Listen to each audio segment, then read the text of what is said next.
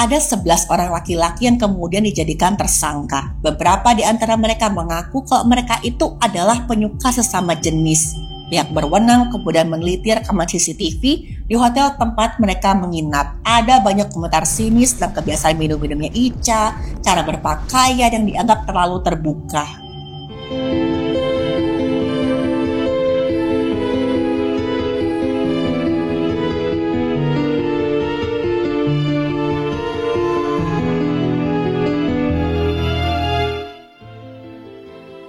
Halo, saya Dr. Stefani. Saya seorang dokter spesialis forensik dan mediko-legal, dan saya belajar dari yang mati.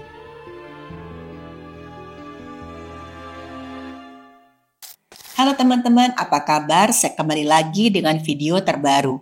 Dan tentu aja saya selalu berharap kok teman-teman selalu dalam kondisi sehat dan bahagia. Nah, di video kali ini saya ingin membawakan ada sebuah kasus yang terjadi beberapa tahun yang lalu. Seorang pramugari cantik ditemukan tewas di bak mandi sebuah hotel setelah pesta tahun baru bersama teman-temannya. Kasus ini sempat menjadi kasus yang membingungkan. Karena banyak orang berspekulasi apakah meninggalnya itu karena kecelakaan biasa atau karena kekerasan. Apa yang sebenarnya terjadi malam itu di kamar hotel tersebut? Di video ini saya akan mencoba menyelami kasus kematian pramugari cantik tersebut. Yuk kita simak bareng-bareng.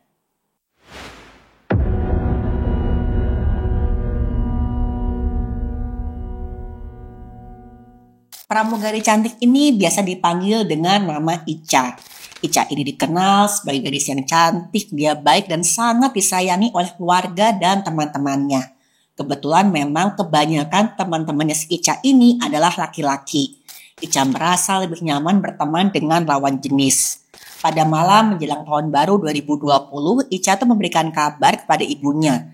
Dia bilang kalau dia akan merayakan pesta tahun baru dengan teman-temannya. Pesta tahun baru itu akan dilakukan di sebuah hotel mewah. Jadi Icha sama teman-temannya akan menyewa 2 kamar di hotel tersebut. Waktu itu ibunya Icha sama sekali nggak punya firasat apapun bahwa tahun baru itulah nyawa anak gadis kesayangannya akan lenyap. Ibunya Icha merasa ya Icha selama ini bisa menjaga diri lah walaupun kebanyakan teman-temannya memang laki-laki.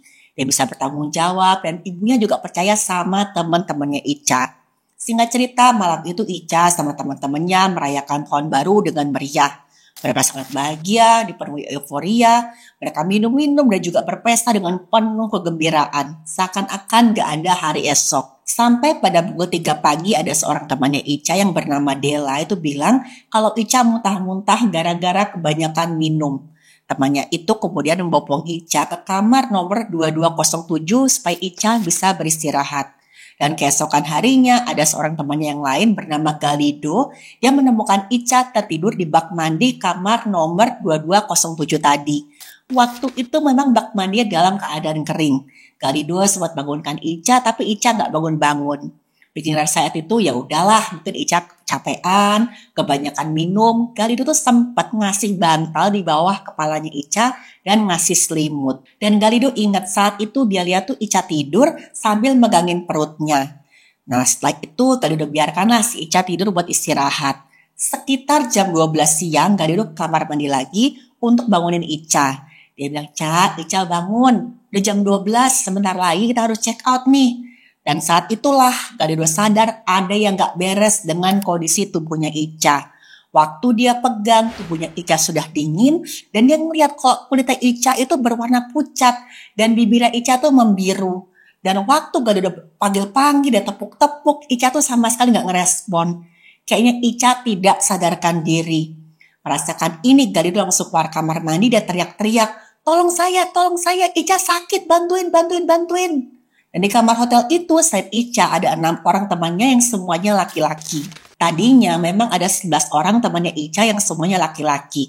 Tapi saat itu sebagian besar memang sudah pulang duluan. Sebagian dari mereka mencoba memberi bantuan CPR dengan menekan dadanya Icha. Dan yang lainnya memanggil staf hotel. Posisinya saat itu Icha udah dipindahkan dari bak mandi hotel ke salah satu tempat tidur di kamar hotel tersebut. Gak lama kemudian staf hotel datang, mereka mencoba memberi pertolongan ke Icha dengan membawa ke klinik hotel. Tapi saat itu kondisi Icha sudah sangat-sangat gawat. Mereka memutuskan bahwa secepatnya Ica harus dibawa ke rumah sakit terdekat. Mereka mencoba bawa Ica ke rumah sakit dengan kursi roda yang memang disediakan oleh pihak hotel untuk keadaan darurat.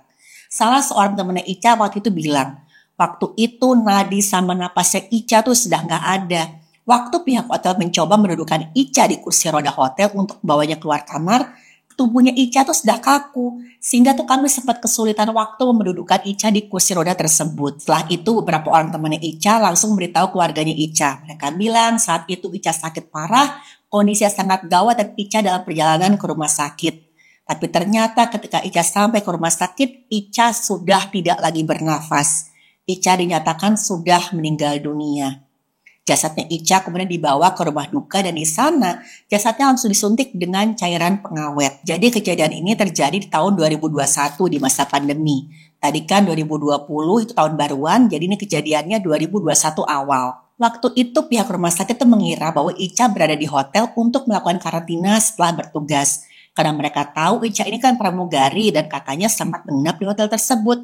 Mungkin saat itu Ica sedang melakukan isolasi. Jadi standar prosedur operasi pada masa pandemi memang mengharuskan pihak berwenang untuk mengawetkan jasad orang yang terduga atau terkonfirmasi positif COVID-19 sebelum dilakukan otopsi. Karena kasus ini adalah kasus meninggal tak wajar, pihak fasilitas kesehatan melapor ke pihak yang berwenang. Dan pihak yang berwenang segera melakukan penyelidikan. Orang tua Ica sudah pasti merasa sangat sedih mengetahui keadaan anaknya. Mereka juga merasa marah sama teman-temannya Ica. Kok bisa kejadian seperti ini? Kenapa Ica nggak dijagain?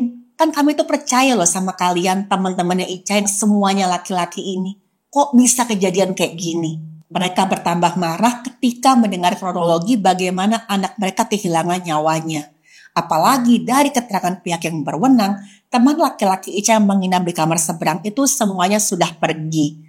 Dalam matanya ibunya Ica saat itu, teman-temannya Ica sudah pergi itu lepas tangan, gak mau tanggung jawab. Dan mulailah curiga, ini pasti mereka ada hubungannya dengan hilangnya nyawa Ica. Dan dengan perasaan marah, gak terima, sedih, terpukul, orang tuanya Ica menuntut agar kasus ini diusut sampai tuntas. Jasad Ica kemudian dibawa ke dokter forensik untuk dilakukan otopsi. Dan inilah hasil pemeriksaan dokter terhadap jasadnya Ica. Ditemukan ada memar pada tangan kanan, paha kanan, lutut, pergelangan kaki, dan juga kaki kanan. Ada juga lecet berbentuk garis pada paha kanan. Di bagian kewanitaannya Ica ditemukan ada lecet dan cedera terbuka yang mulai menyembuh. Waktu dilakukan otopsi ditemukan adanya robekan di aortanya Ica dan banyak sekali cairan kehitaman di rongga tubuh. Penyebab kematian Ica adalah robeknya pembuluh besar tubuh sehingga mengakibatkan kegagalan organ. Jadi yang disebut dengan aorta itu yang robek pada tubuhnya Ica adalah pembuluh terbesar di tubuh manusia. Fungsi aorta adalah mengalirkan oksigen ke seluruh tubuh. Pangkalnya aorta itu ada di bilik jantung sebelah kiri. Aorta ini punya dinding tebal yang terdiri atas 3 lapisan. Lapisan terdalam itu namanya tunika intima. Ini lapisan yang membiarkan darah bisa mengalir dengan lancar. Lapisan tengah namanya tunika media, tugasnya itu menjaga bentuk aorta agar saat cairan tubuh dipompa dan aorta meregang, aorta itu bisa kembali ke bentuk semula. Sedangkan lapisan terluar itu namanya tunika adventitia, tugasnya melindungi aorta dari cedera. Kalau aorta ini sampai cedera, apalagi robek, cairan tubuh yang keluar dari robekan aorta akan mengakibatkan penurunan tensi yang sangat cepat. Biasanya keadaan ini disebabkan oleh kelemahan pada dindingnya aorta. Penyebabnya itu antara lain pertama, pelebaran gak normal pada dinding aorta akibat penumpukan plak lemak di dindingnya aorta. Yang kedua, tensi yang terus-menerus tinggi sehingga lama-kelamaan dinding aorta itu melemah. Yang ketiga, bisa juga karena infeksi pada dinding aorta, disebut juga dengan aortitis. Yang terakhir, bisa juga karena adanya kekerasan pada dinding perut yang sangat kuat. Misalkan pada kasus orang yang jatuh dari ketinggian atau terkena hantaman kendaraan dengan kecepatan tinggi. Robekan pada aorta ini bisa terjadi dalam beberapa tahap. Pada awal robekan atau cedera, cairan tubuh akan merembes keluar. Tubuh mencoba membuat bekuan darah untuk menambal dinding aorta. Tapi gak berhasil karena saat itu cairan tubuh yang keluar terlalu banyak. Kemudian cairan tubuh akan terus keluar ke rongga tubuh dan tidak terkendali. Lama-kelamaan jantung gak bisa memompa cairan tubuh dalam jumlah yang cukup. Terjadilah hipoperfusi organ atau kekurangan suplai cairan tubuh, terutama pada organ vital seperti otak, ginjal, dan jantung. Dalam hitungan menit terjadilah kegagalan fungsi organ yang menyeluruh. Teman-teman bayangkan jantung itu seperti sebuah bendungan dan aorta ini adalah pipa utama yang nanti akan bercabang lagi ke berbagai tempat. Pipa utama ini mengalami kerusakan parah dan airnya bocor kemana-mana. Akhirnya tempat yang seharusnya mendapat air jadi tidak kebagian. Lebih dari 50% orang yang mengalami ruptur atau robekan pada aorta kehilangan nyawa mereka sebelum mendapat pertolongan medis. Gejala yang muncul biasanya sangat parah.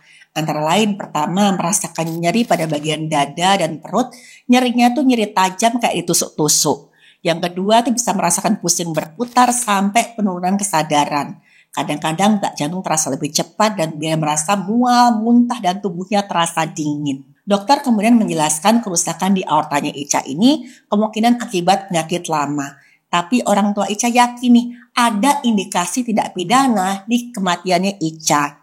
Teman laki-laki Ica kemudian dituntut dengan pasal penyerangan dan juga pembunuhan. Ada 11 orang laki-laki yang kemudian dijadikan tersangka. Teman laki-lakinya Ica kemudian dituntut dengan pasal tindakan tidak senonoh disertai kekerasan dan juga tindakan penghilangan nyawa. Totalnya saat itu ada 11 orang laki-laki yang kemudian dijadikan tersangka. Teman-teman Ica ini awalnya menolak untuk datang ke kantor pihak yang berwenang. Beberapa di antara mereka mengaku kalau mereka itu adalah penyuka sesama jenis. Mereka bilang kami itu tidak tertarik sama perempuan dan itu adalah salah satu alasan kenapa Ica merasa nyaman bersama kami. Kami selalu menjaga Ica dan gak mungkin lah kami melakukan tindakan tidak senonoh pada teman kami sendiri. Tapi saat itu keluarga Ica tetap yakin kalau anaknya telah menjadi korban perlakuan tidak senonoh dari teman-temannya. Pihak berwenang kemudian meneliti rekaman CCTV di hotel tempat mereka menginap. Sekitar jam 23.21 Ica masuk ke kamar 2209 bersama teman-temannya. Kemudian sekitar jam 2:50 Ica keluar dari kamar bersama seorang teman laki-lakinya yang bernama Valen. Mereka menuju kamar 2207. Beberapa menit kemudian Ica dan Valen pun keluar dari kamar tadi. Mereka sempat mengobrol depan pintu kamar. Ica ini sempat mencoba mencium Valen. Tapi saat itu Valen menghindar. 30 menit kemudian Ica kembali masuk ke kamar 2207. Gak lama beberapa teman laki-laki Ica masuk lagi ke kamar 2207. Saat itu menurut keterangan salah seorang temannya Ica tuh sempat mabuk parah dan membuat keributan. Jadi teman laki-laki Ica tadi menenangkan Ica, menyuruh Ica buat istirahat. Setelah itu Ica kelihatan pindah-pindah kamar dari 2207 ke 2209. Sampai akhirnya setelah jam 6 pagi, Ica kelihatan lemas tuh digendong oleh Valen kembali ke kamar 2209. Dan dari rekaman CCTV diketahui waktu Ica dibawa keluar kamar oleh petugas hotel, baju yang dikenakan Ica tuh berbeda. Saat itu Ica hanya mengenakan jubah mandi hotel yang terbuat dari handuk. Karena teman-teman Ica saat itu mereka terpaksa mengganti bajunya Ica. Karena Ica tuh muntah-muntah dan bajunya tuh sampai kotor. Mereka berani bersumpah gak mungkin lah Ica ini mendapat perlakuan tidak senonoh. Lagi pula kan hasil otopsi tadi sudah keluar. Udah dinyatakan kalau Ica ini kehilangan nyawanya karena robekan pada aorta.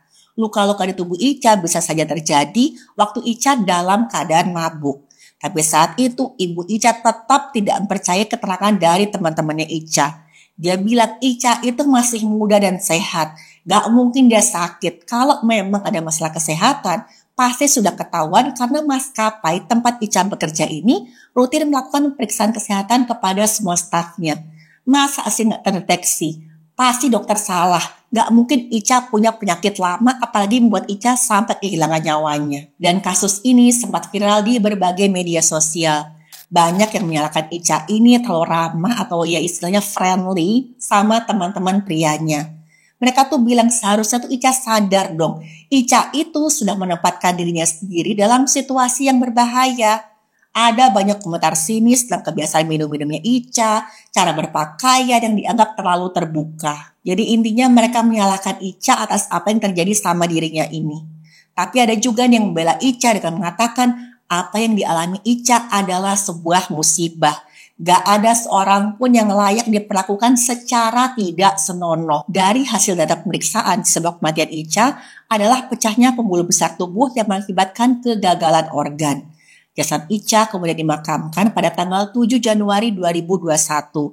Setelah 4 bulan penyidikan, kasus ini dinyatakan selesai dan 11 orang pria yang bersama Ica dibebaskan dari tuduhan.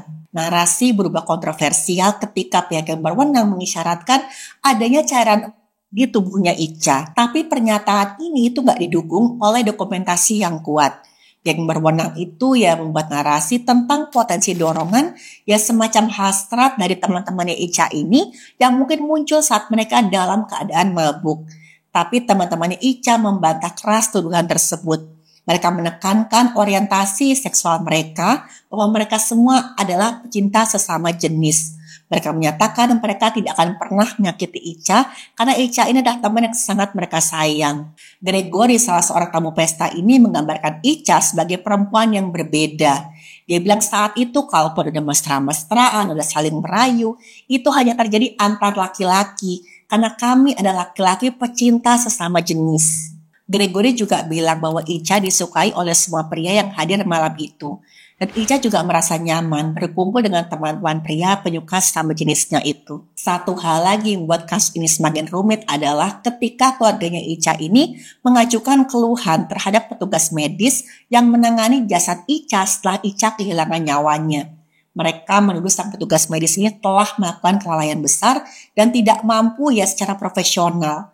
Karena keputusan mereka mengawetkan tubuhnya Ica ini tanpa persetujuan keluarga. Keluarga Ica tetap tidak menerima keputusan dari pihak yang berwenang yang menyatakan kalau 11 orang ini tidak bersalah. Mereka terus menyuarakan keberatan mereka di berbagai media. Sampai kemudian kasus ini menarik perhatian juru bicara presiden. Juru bicara presiden menasihati keluarganya Ica. Mereka bilang keluarga Ica ini nggak bisa dong menuntut keadilan untuk sebuah kejahatan yang udah pasti itu tidak pernah terjadi. Toh semua bukti sudah jelas. Dan orang yang nggak bersalah itu nggak bisa dihukum. Walaupun sudah ada keputusan pengadilan yang sah, tapi buat sebagian orang, kasus Ica ini masih menjadi misteri. Kasus Ica ini terjadi di Filipina pada tahun 2021. Kasus ini masih menjadi perdebatan terkait apa yang sebenarnya terjadi pada Ica. Tapi walau bagaimanapun proses peradilan telah memutuskan bahwa hilangnya nyawa Ica bukanlah kasus kekerasan. Dan tentu aja saya menghormati proses putusan peradilan dan juga hukum yang berlaku. Teman-teman, menurut saya kita boleh memilih untuk berteman dengan siapa aja. Apapun jenis kelamin, suku, agama, dan juga warna kulitnya. Tapi tentu aja dalam pertemanan pun kita harus punya batasan. Sejauh mana pertemanan itu bisa menjadi satu hal yang baik. Saya tidak mendiskreditkan seseorang yang punya pilihan seksual yang berbeda dengan saya. Itu pilihan masing-masing. Dan bukan ranah saya untuk mencampuri hal itu. Melalui kasus Ica ini saya hanya ingin mengingatkan untuk selalu berhati-hati dalam berteman atau bersosialisasi. Ingat ya teman-teman, tahu batasan dan kejahatan itu mungkin datang dari orang terdekat kita. Semoga teman-teman selalu memiliki teman-teman yang baik untuk sama-sama menjadi lebih baik lagi. Memang semua itu pilihannya.